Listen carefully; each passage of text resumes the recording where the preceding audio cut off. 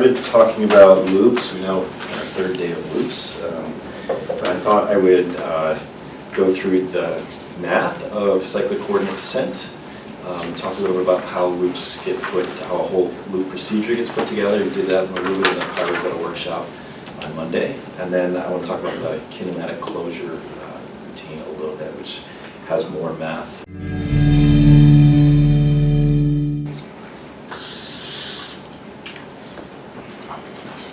Okay, so we had a protein secondary structure element that ended in a residue that would have 3 atoms. So this is the N-terminus. We have NC alpha CO. And then there would be some loop, and then it would reconnect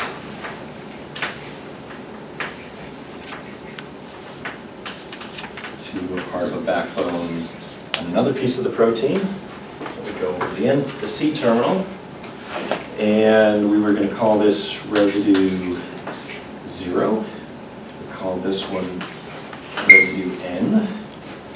And then the loop,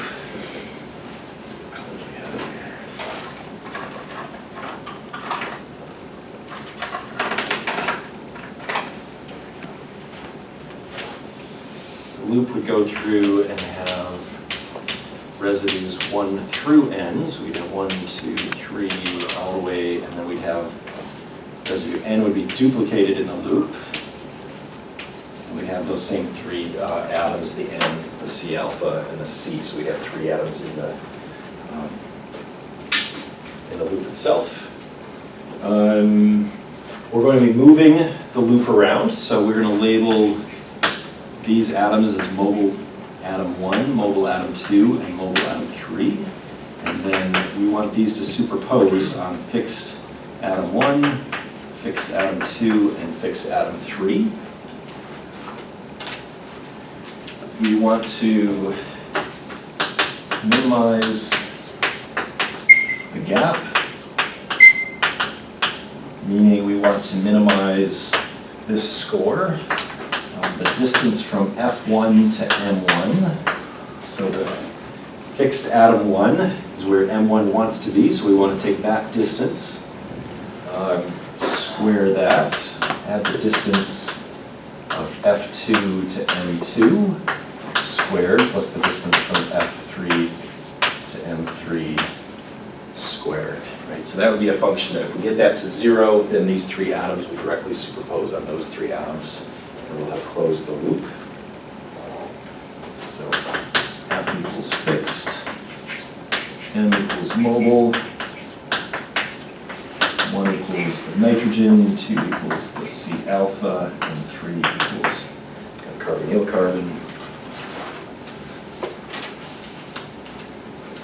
And the general idea for cyclic coordinate descent is that we want to take one torsion angle at a time and minimize that torsion angle such that we close this gap as much as possible so that we get those points as close as possible on top of the fixed points.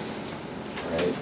So let's draw a picture of the geometry again.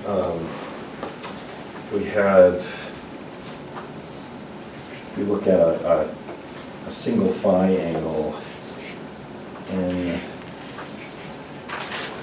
C alpha C. So we're going to be cycling through different residues. So if we pick a particular residue and we look at one particular angle, call this angle theta. It would be phi, but it would be phi or psi. But I could do this for a phi or a psi angle. I'd be twisting. So this goes back down to the fixed end of the loop to say to the N-terminus.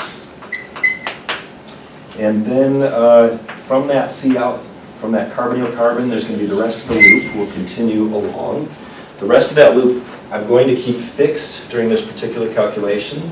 So the idea is I'm going to minimize just on that theta angle to minimize this location. So if I rotate around this phi angle, I'll essentially be rotating around this axis. I'll be taking the whole loop and I'm going to be rotating around that axis. Right? So normally we think of just rotating the atom behind, but this time we'll rotate the whole loop somewhere out at the end of this loop is mobile atom 1. I'm going to call it mobile atom 1 naught for the initial place where mobile atom 1 is. And then if we rotate this around, we'll rotate it and hopefully bring it over to where fixed atom 1 is. So mobile atom 1, if I rotate around this axis, is going to move in basically an arc around that axis.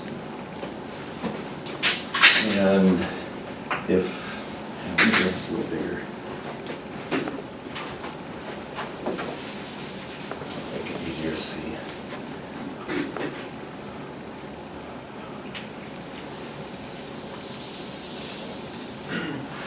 So if fixed atom 1 is over here, and it probably isn't on that loop because it's, I don't know, it's probably not likely. But if it's over here, what I want to do is rotate mobile atom 1 around to get close to that fixed loop. So I'm going to want to rotate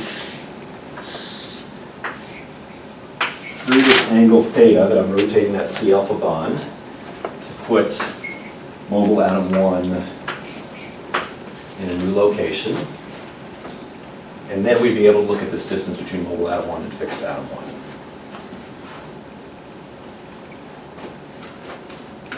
Okay.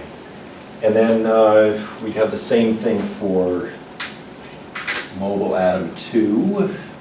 Is here. Here's mobile atom 2 where it starts.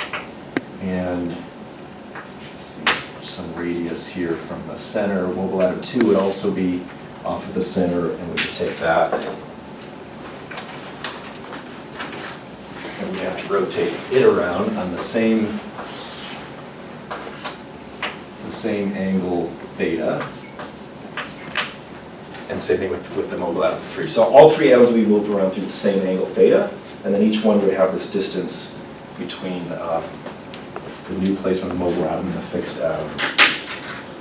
So then we want to find theta to minimize S. So we're just going to minimize this gap score. There's nothing to do with energy, it's just how we get it close.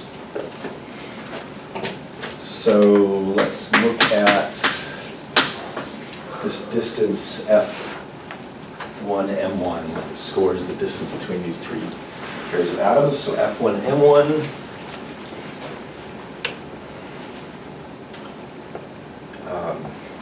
which I'm going to define as distance 1, the distance between the first pair of atoms. We'll call this, call that D1.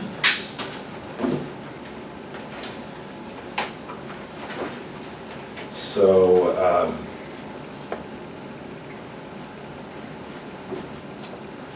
let's see. So this is going to be, so if this is the R, we call this this direction R, where we go from along this axis straight out to M1, and we're going to rotate around that. So if we do that, if we look at it from the top, it's a plane that we're going to rotate around. Do you have a question? This is a plane that we're going to rotate around, and then there's the vertical, the direction around the axis. So in the vertical, in this plane, if you start here and you have a vector that's r long and you run it around a circle, you're basically starting with a vector that's length r1. You're going to rotate it around.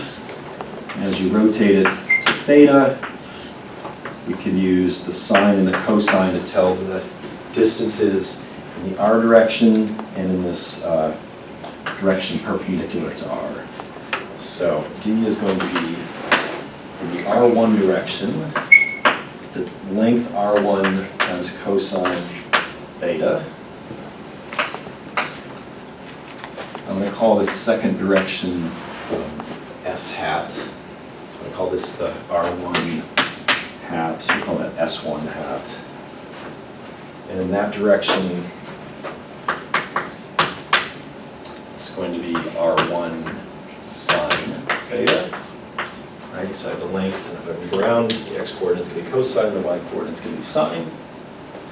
And then there's also this direction out of the board, which is the direction along this axis. And I'm going to call this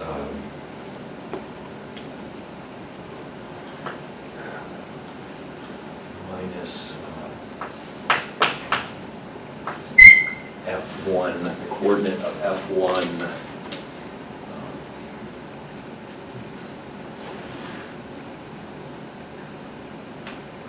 feel like I'm missing a, sorry, F1 dot in the theta direction.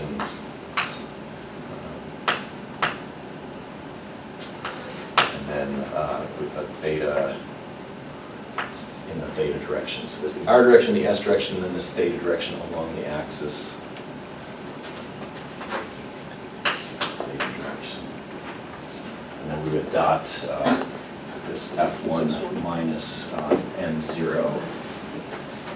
F1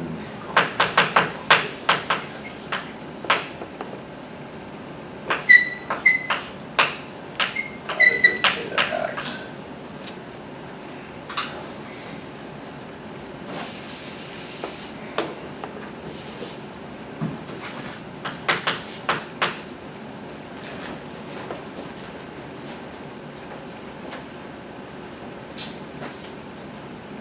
Okay, we have the trigonometry there.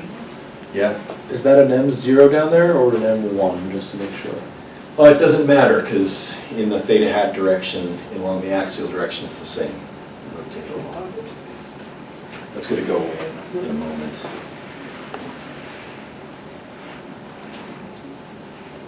Okay, so then d1 distance squared, which is the quantity that's in S,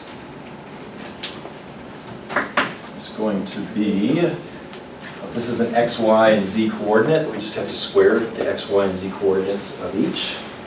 So we'd have R1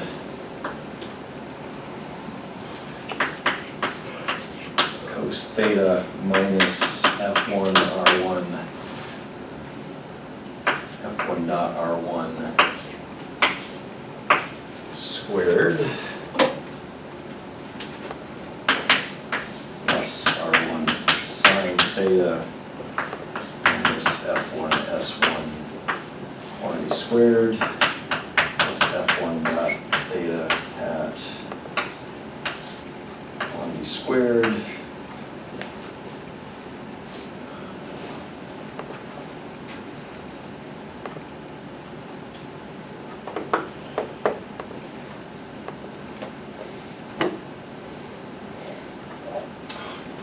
okay, sorry, I got goofed up here. X, Y is, this is M, and then we're subtracting F1. I was right here in the first place, we had minus all of F1. Difference in the Z correct, sorry. Let's see, I want the distance between F1 and M1. This tells me in the R coordinate where M1 is, and the S coordinate where M1 is. And then we subtract that from F1 to get the distance here. That's what's going on. Then I can take the F1 and I can separate that out to F1 dotted with R1, F1 dotted with S1, and F1 dotted with theta. So this part here,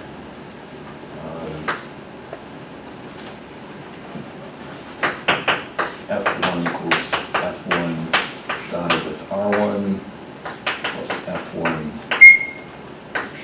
dotted with S1 plus F1 dotted with theta direction. That's the R coordinate, the S coordinate, the theta coordinate.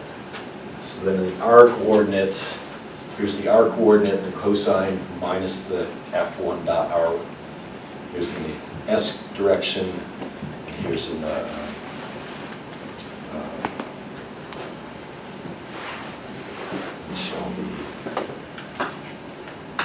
F1 times S1 hat, F1 dotted with theta, all of those squared.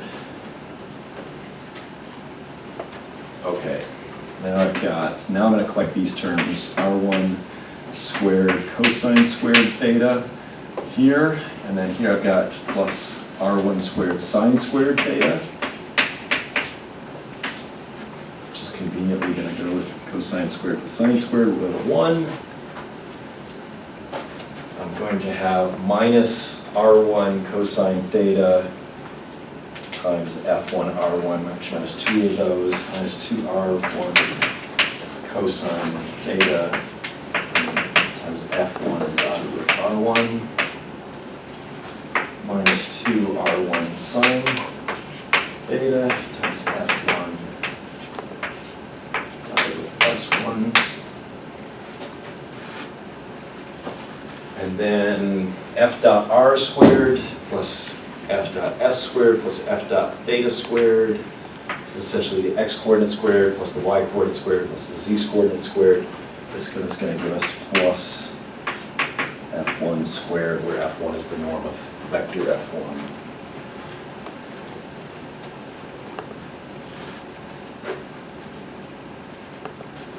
Okay, so I've got r1 squared, f1 squared, and these two sine and cosines.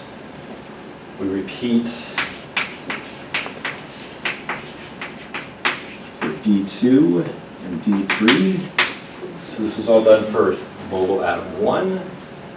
We get that as close as we can. We can do this for mobile atom 2 and mobile atom 3. So we'll have 3 expressions like this for atoms 1, 2, and 3.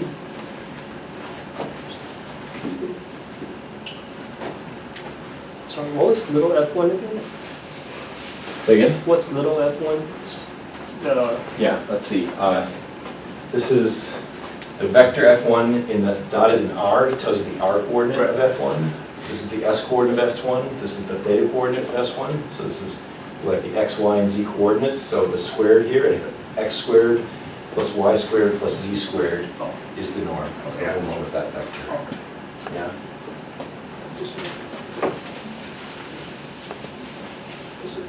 Okay, so to minimize S means we want to look for, sorry, go ahead. We want to look for ds d theta equals 0. ds d theta is going to be d1 squared d theta plus d2 squared d theta plus d3 squared d theta. We have all 3 of those coordinates. We need to minimize all of them. So d theta d1 squared. So d1 squared is what we just derived over there. If I want to take the derivative with respect to theta, I have these 4 terms. dd theta of r1 squared is going to be 0. This doesn't depend on theta anymore. dd theta of f1 doesn't depend on theta, so that's 0. And then we're left with these 2 terms. I've got a cosine, I can take a derivative, and a sine, I can take a derivative. So this is really dd theta of minus 2r1 cosine theta f1 dotted in the r direction plus sine theta f1 dotted in the s1 direction. So that's that expression over there, minus the terms that don't matter. Take the derivative here. We're going to get derivative of cosine is going to give us a sine. I've lost a sine. There's a sine.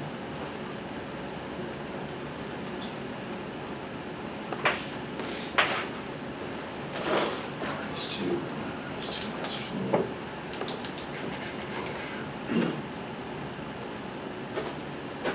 So I'm going to get minus 2r1 sine.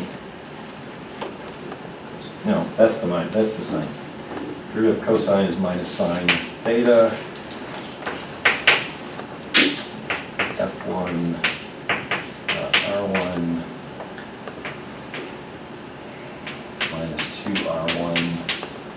Sine is cosine theta, f1 dot s 1 hat.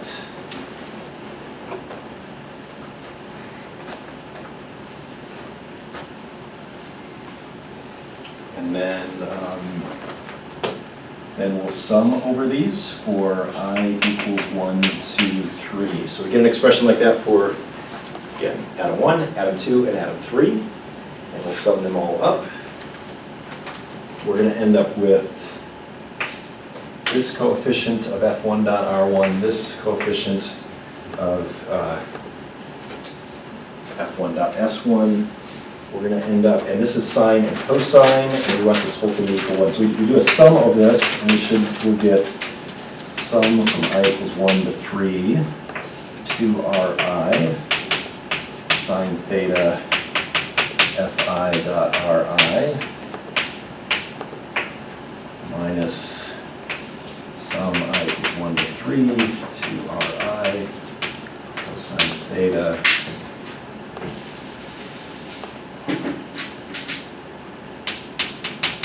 fi dot si hat. The theta is the same for atoms 1, 2, and 3. The r is not, the f is not. But this theta is what we're trying to solve for. We want this whole thing to equal 0. You can throw 1 on one side and divide sine divided by cosine. So we can get sine theta over cosine theta equals sum from I equals 1 to 3 of ri fi dotted with si hat over r sum ri fi dotted with s dotted with ri hat. So just take the sine part and the cosine part and flip them around. And that's it. This is tangent theta.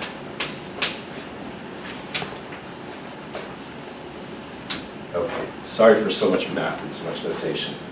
At the end of the day, I have an expression with these vectors. So if we have this rotation axis, and we have these vectors out from the rotation axis to the mobile atoms, and we have then this coordinate system of r and s, and then we have the theta direct, so we dot the fixed point with the s and with the r direction, and then we take the r times the fixed in the r direction, we divide those through, we get sine over cosine, which is tangent, and we can directly solve for tangent. So you just do an inverse tangent of that expression. So we have a closed form expression for pick a torsion angle here, make an axis and figure out how to rotate that around and get as close as possible to the fixed atoms. All right, any questions? Sorry for all the notation. Why are the sums separate?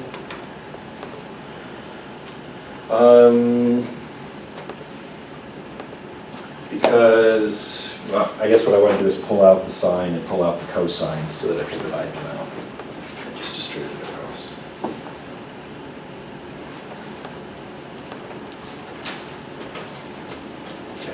This will tell me where ds d theta equals 0. We'll have to double check that d squared s d theta squared is less than 0 to make sure we have a minimum and not a maximum.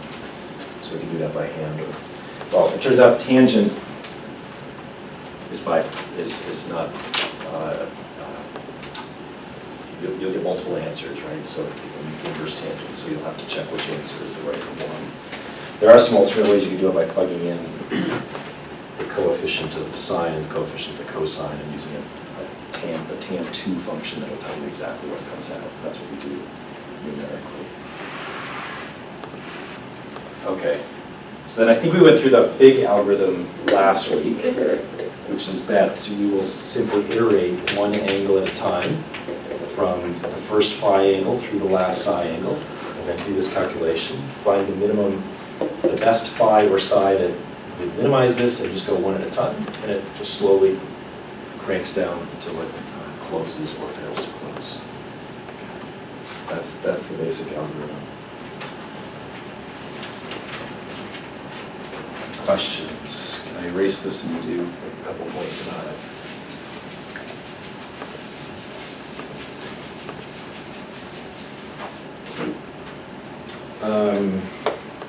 Let's see, so what's good about it? It's really simple, it's closed form, it's fast.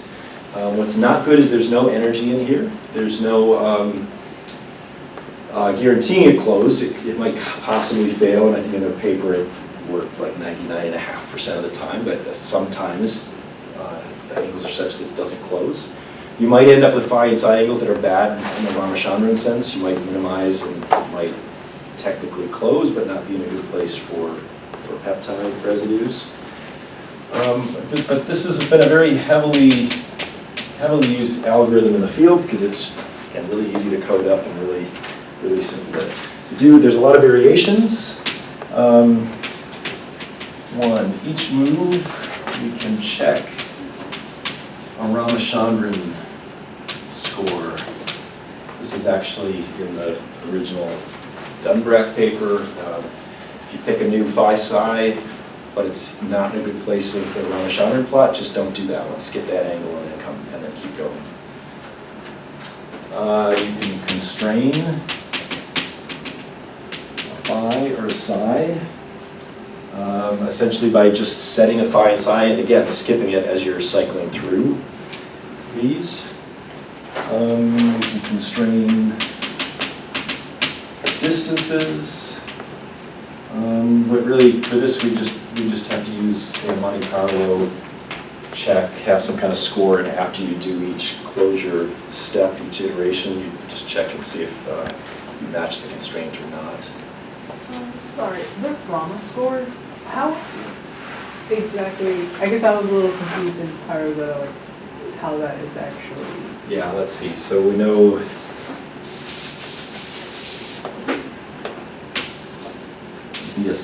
it'd be a knowledge-based score function. So we know we'd have betas here, we'd have alphas here, and you could, from the distribution, you could make a score that looks like opposite natural log of the probability, Oh, this is probably. and then you use this knowledge-based score. Okay. Yeah. But wouldn't you want to do that for something that doesn't have beta and That doesn't what? that have like sheets and helices in the like probability distribution? Well, so you could use it specific for the amino acid. So if it's a glycine, you can use the one that's symmetric and has other pieces. And you can account for these areas where there's lower density and have a small probability there. Yeah. Let me get to another. So there's another variation, which is to check. Check to actually solve. This is not even published yet. Solve for two torsions simultaneously. So the math I did was for one variable, theta, but you can do it for two variables. You can do it for phi and psi and have two things rotating at once. It's not as complicated doing all phi psis, which is unstable and doesn't converge. But two you can do, and what's nice about that is then you can be picking out, you're essentially moving around in the Ramachandran math. So this math has recently been worked out by Roland Dunbrack's lab and is being tested now. You can also change the phi psi order. So in the original paper, it started at the residue 1 and ticked along to residue n, which makes sense because residue 1's got the biggest lever arm, and as you get closer, you've got a much smaller lever arm. So it makes sense to do it that way, but we could change the order. You could jump around randomly. We could also change the cut point. So the traditional one, you cut at the end. There's some other approaches where you build from two ends and have it cut in the middle, and you could cycle out from both sides. You can do it randomly. So there's a whole bunch of ways you could think to vary this based on having this one mathematical move where you just have one simple rotation and you're minimizing this gap. CCD, cyclic coordinate descent. So we would have some stem residue, some cut, another stem residue, and then the rest of the protein. So the stems would be fixed, The loop is mobile. These days, the cut point is often at a random location, and the loop is built from either end, or both. And so you know now from Monday, we can set up a fold tree, and we can tell the kinematics of the protein which way to build from, so we can set that cut, and then we can call CCD, and if the cut's in the middle, it'll build from both directions. Let's see, so there's you also know Rosetta, we have a low resolution centroid mode.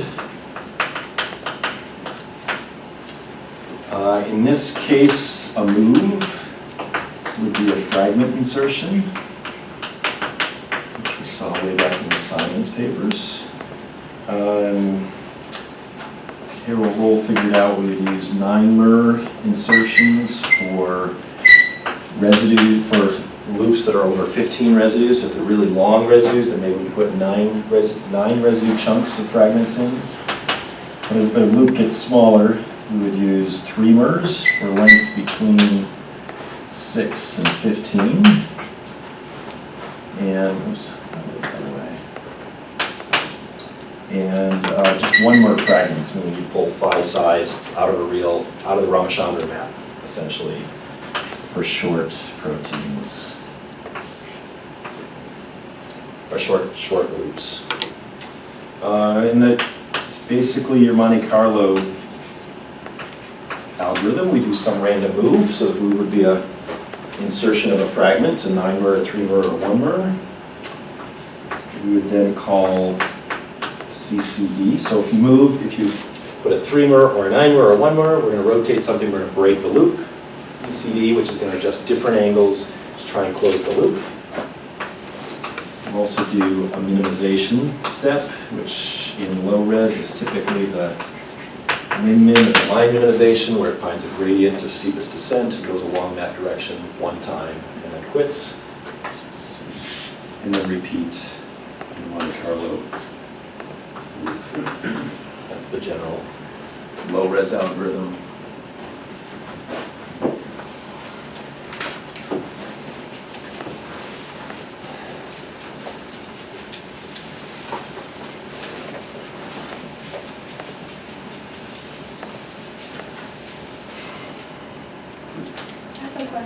Yes. In each move, in CCD after the move, do you iterate through all the possible torsion angles, or is it just like a random, or just residue 0? Yeah, you just the CCD we just talked about. You'd start with residue 1, 2, 3, 4, and just iterate through from the end. If there's cut points from 2 ends, you iterate one way and then iterate the other way. And you'll probably alternate sides. Well, I have to admit, in the Rosetta source code, there's a whole bunch of variations of this. I think every third person who's tried CCD thought, well, I can do it better, and then they made a copy of it and changed the order it did it, and did it this way and that way. So there's a few different variations in there. The classic one would just be going sequentially one side from the other. I'm not sure, I know there's no paper, people have played with this, but nobody's ever actually studied it and published a paper and said this is the best way to do it. There's a couple reasons for that. One, because they just tried things and moved on. I'll tell you about Kick in a second, which is kind of taken over a little bit, but I think there's going to be a little bit of a move back to this because these moves are so fast. Yeah. And then they use Metropolis criteria. Yeah, that's right. That's right.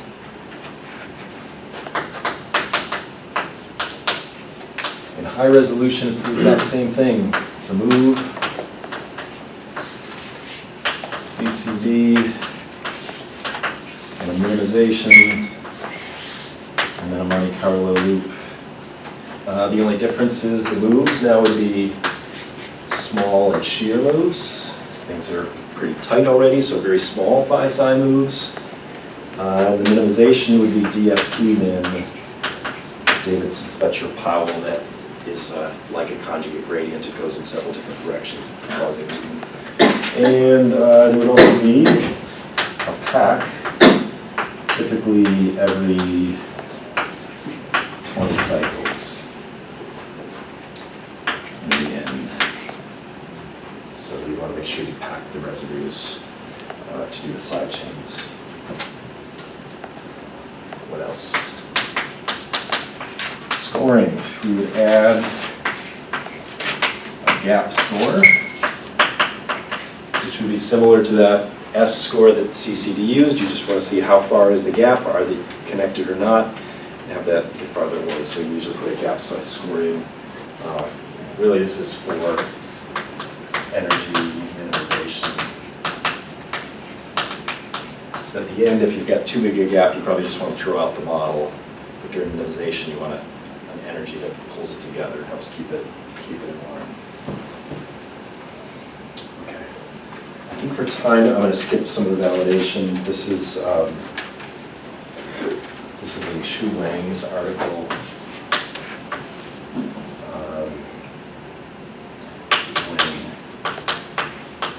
Bradley, and Baker. This is maybe 2004 or 5. Think of this with the documents where they do the fold tree and show different approaches to come up with this. Basically, CCD can remove the gap and pull things together and get decent scores. By using the fold tree and cuts and cutting in different places, they can get better sampling and look at more configurations. Kinematic loop closure. You take this KI and C, we call this kick.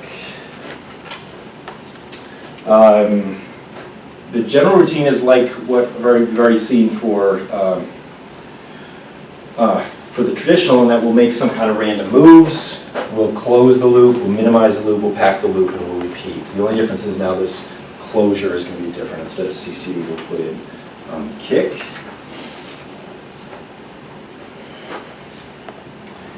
And it looks something like this. So we have the internal part of the protein. What kick does, well, we talked about the robot arm problem, right? A kinematic, the kinematic problem, or the inverse kinematic problem in robotics, where you want to say, if I want to put this chalk on the table, that's the kinematic problem. I need to figure out how to get my robot arm there. Well, that's the inverse problem. The forward problem is, given a bunch of torsion angles, where is my hand? The inverse problem is, what torsion angles do I have to get to put my hand where the chalk is to pick up the chalk? Right? So if I need to find that chalk and get my hand in just the right way, not this way or that way, there's how many degrees of freedom? 6. So I've got XYZ translation, and then I've got 3 rotations. So I have 6 degrees of freedom. So what kinematic loop closure does first is it zeroes in on 3 residues, so that you have 3 pairs of phi psi, and they call those pivot residues.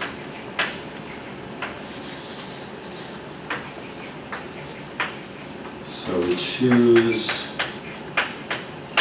3 pivot residues, and in those residues, 1, 2, 3, in each of those residues we want to set phi and psi. So this is 6 degrees of freedom. So if we start with a closed loop, so just like in the big routine for when we use CCD, we make some move to break the loop and then we close the loop. So we break the loop and then we close the loop. We'll do the same thing with kick. You assume the start doesn't matter, but if you're starting with something you want to refine, you pick some random torsions outside the pivots and you move them to break the loop. Okay, so choose a none pivot residue and perturb phi psi. So that could be with fragments, it could be with small shear moves, it could be anything you want. And close with kinematic closure. Okay, so the idea is there's 6 degrees of freedom, there's 6 equations to get the translation and rotation right. The idea is we should be able to write closed form equations to satisfy this. There's going to be sines and cosines at each of the steps. It's going to get really messy. A mathematician named Koutsias figured out the math. Kutsias teamed up with Ken Dill. Ken Dill is a biophysicist who's done models of protein folding for a long time. They published a paper on how to do this, which got some attention, and then when it finally got Tanya Cortema's attention, when she moved to UCSF, she said this would be perfect, we could use this in Rosetta. So, and then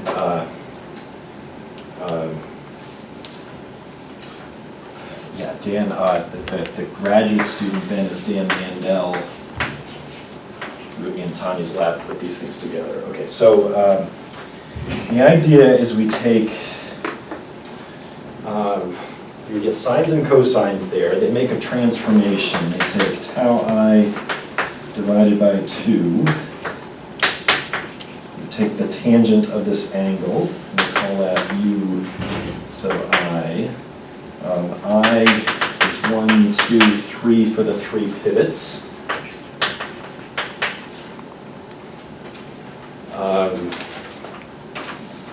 Shoot, I don't have the... And the tau is related to the phi psi angles and how... So essentially, if you have these 3 pivots, you end up with this piece is rigid and this piece is rigid. So you have a stem, you have these 2 stems and you have 2 rigid pieces, and then you're going to take these 2 pieces and crank them around in different ways. And with that, they come up with these tau angles of how this triangle comes together. So I think these are, tau angles are related to how the rigid pieces are rotated together. They translate this, they get out of the phi psi space, and they end up with a ridiculous polynomial.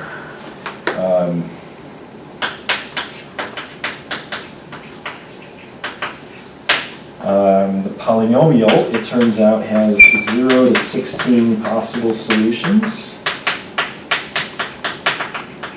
The polynomial, they have it in a matrix form, but it is a polynomial, and polynomials you can solve. Now you're going to get real and complex solutions, because you might have imaginary solutions to this giant polynomial. So they're not all real. If none of them are real, then there are no solutions, then you can't close the loop, and that can happen sometimes. If some of them are real, they'll take each of them, and they will do a filter for the Ramachandran, and for clashes, make sure the phi psi is still in a decent place in the Ramachandran map, and make sure the loop isn't completely clashing with the rest of the protein. And then they, from there, output the kick move. That's the main pieces.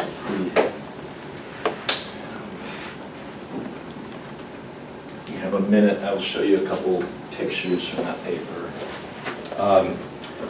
It's really fast to solve this because, again, it's an analytic equation. You say, here are the pivot residues, and you close it.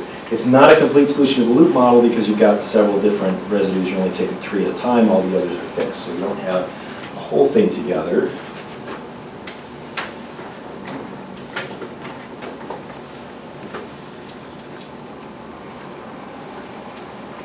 So how do they choose the pivot residues for this? Randomly. Yeah, randomly, you pick different ones. And so you iterate, pick pivot residues, do a random move, close the loop, and then iterate again. So here are these non-pivots that they do random motions. Once they do that, then you have 3 pivot pieces that you can move, and the middle pieces move as rigid chunks. This is the money part here. This is RMS versus score. This is the standard protocol we talked about first with fragments and CCD. You can see the points are all over the place, and you get a few closer to native that are a little lower, maybe 1 or 2 angstroms. One of the things KICS does is it's really good at finding really low energy points. Part of this is because they sample and sample and sample, spend 300 hours. But then it's also because they're analytically finding every possible solution and trying them. And so you can see they bottom out that well, and then here near native, they bottom this well out and find less than an angstrom from the actual loop position. So they produce several sub-angstrom loops, not on every target, but on a lot of them. It just takes a long time. So there's a bunch of them. That's the algorithm we just talked about. I don't know if there's any this math that's worth playing with. There are these taus of these rotations around, of these rigid pieces around these axes, because you essentially have a triangle of these rigid pieces that rotate around. They're swirling those around each other. That's what you're solving for in the equation. Yeah, the spirit of the equations. Any questions about kick? I know I didn't give you much. For the standard protocol, we are talking about CCP, right? Yeah. CCD, fragments, small and shear moves. It's a lot faster, but it's not giving you the low energy. The problem now is if you want to do homology modeling or docking, you have 300 hours just to do the loop, but then you're trying to do docking also, which is going to take you hundreds of hours. Now this is kind of compounding together, so that's where it's getting challenging. And that's kind of why we're back interested in CCD, wondering if we mix things together, if it can go even faster. So 2 questions. One, how does it compare to the standard protocol if you do like 300 hours of computer type to the standard protocol? Yeah, let me see, the standard protocol is more like 1,000 models, like a minute or 2 a piece, or a few minutes a piece, so it's probably more along that line. So they use a kind of a three linked arm type of thing, right? Because I guess they want to have an analytical solution. Did they ever try just letting every angle be flexible and then try to use the numerical? Since you're already spending so much time, right? They're already spending, even with just, it should be fast. What would you do? So every angle is flexible, and what would you do? So instead of having just like a 3-piece arm, you can have, every angle can move, so you have many, your arm is basically, you have, so here we have one angle here, one angle here for our arm. But just imagine a loop with many joints. So now, obviously, because you have so many more angles and you have degree of freedom. Yeah, if you have more degrees of freedom, it's not a well-specified problem, right? So if you have 10 degrees of freedom and you've got 6 equations, you might have an infinite number of solutions. Yeah. So, I don't know, I feel like if they're spending so much time, couldn't they have more degree of freedom and just pick random starting position and just do a numerical minimization and see if that does any better than having analytical? I mean, there are ways to do that, right? Where if you have more degrees of freedom than equations, you then usually have an objective function, like an energy, and you say, let's find the minimum energy or go downhill in energy. That's essentially what these other methods are doing. And you could take all of these and all of the angles and minimize, except now you're in such a transcendental space with all the sines and cosines, you don't get very far before the numerical algorithms Kind of blow up. blow up. Yeah. So CCD goes all the way to just do 1 angle at a time. These are now doing 6 angles at a time. Right. Yeah, so you're wondering, is there a way you can do more than that many angles and not only close it, but maybe find an optimal form of score? I think it's a great idea. I think it's worth thinking more about. I don't know anyway. There's clearly a need to do this faster and better. And one of the things that this paper shows, at least the score function, this shows that the score function is decent. It says the old protocol was failing because of sampling. Whereas before, you wouldn't even know. You'd know you weren't getting a lot of sampling, but it'd be hard to tell. Is it just lousy sampling, or is it also that every time it comes up here, the score is lousy, and so it moves back away? So this at least tells us the score function is decent for some of these loops. How do they pick the pivot? Like the pivot? Randomly, just some pick 3 somewhere. If, any that are outside the 3 won't move at all. And the 2 set the boundaries, and this is the. Let's move around. So actually, I have another question. So if they just pick randomly, there must be cases where if the pivot you pick won't allow you to reach where you need to go. Yeah. Right? So they just throw that out and try to. Sure, right. So if the random perturbation is to flop them out this way, and then you pick the pivots here, and they're not long enough to meet, the polynomial won't have any answers. All the answers will be imaginary or complex.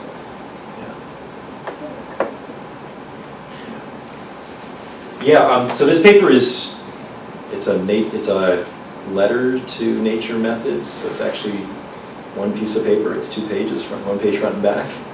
but the supplemental is about 50 pages. And the supplemental has a lot of the detail, but then it refers back to Koutsias and Dill's paper, which has more of the mathematics. So it's worth taking a look. The results speak for themselves. It does take a lot of time, and the math is fairly complex. In the winter